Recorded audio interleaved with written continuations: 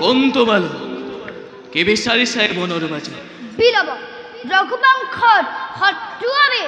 শুনিছো তুমি বোলে ৰণত মাৰ্গ কিন্তু কোৱা বিলব কোন নীতিমতে সৈন্যলৈ যুদ্ধ কৰিবলৈ আহিছা বালকৰ বিৰুদ্ধে ভাবছা নেকি সৈন্য দেখিলে বকুখৈ সমৰ্পণ কৰি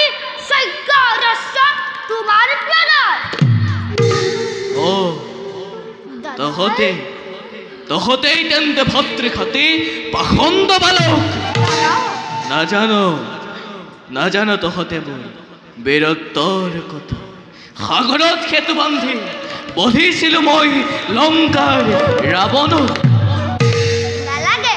নালাগে শুনিব তোমাৰ বিজয় কাহিনী না কাষেৰে বান্ধিছিল তোমাৰ ইন্দ্ৰজিৎ ভংগ কৰি যজ্ঞতাত বধিলে লক্ষ্মণে গছৰ আঁৰত লুকাই বালিক বধাবি ইমানতো নাজানো কৈছা তোমাৰ বীৰত্বৰ কথা তোমাৰ এই কলংকিত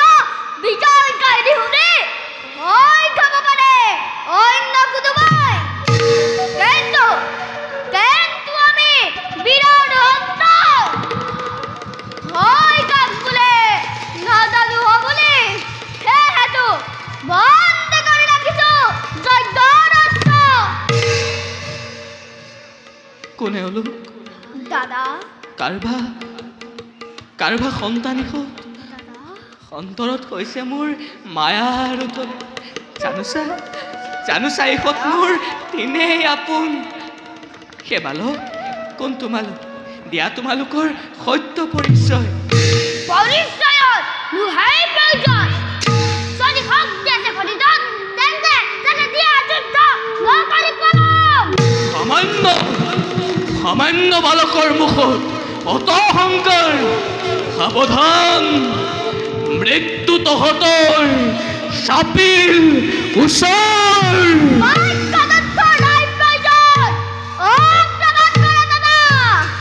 নিচিলিয়া লবকুখে নিজ পিতৃ হমে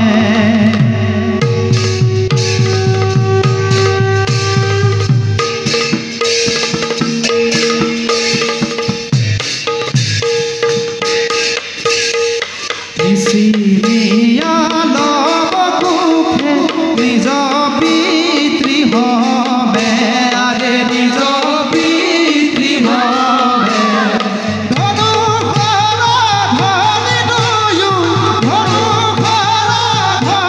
গয়ু যুদ্ধ আৰম্ভিলে আৰে যুদ্ধ আৰম্ভিলে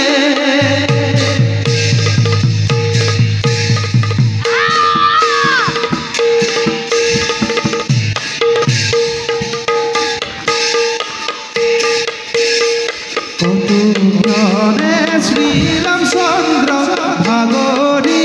পরিলা আরে ভাগরি পরিলা রাম হরি রাম হরি রাম হরি রাম হরি হরজনে ভুলা আরে হরজনে ভুলা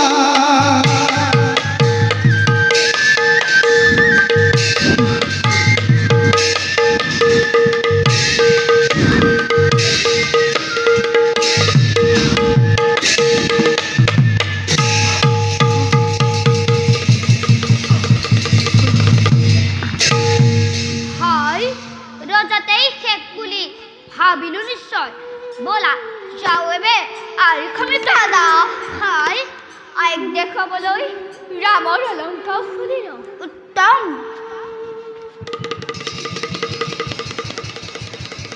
হয় আইক দেখাবলৈ এই মলুৱাটোক লৈ যাও বলা আই দেখি বৰ ভাল পাব এই মলুৱা